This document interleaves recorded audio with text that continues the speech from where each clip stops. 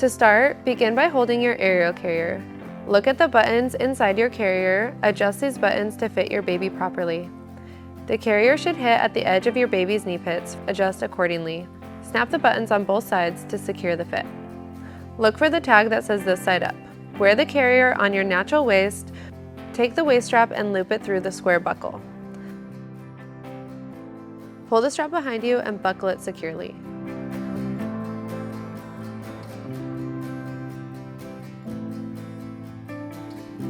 Grab your baby and place them in front of the panel.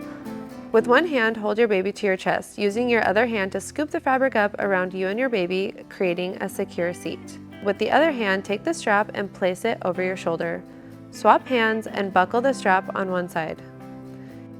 Place the safety loop over the buckle. Repeat the process with the second strap.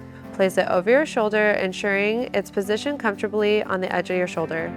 Pull the strap across your back and buckle it securely. Lift while tightening the straps to ensure everything is snug.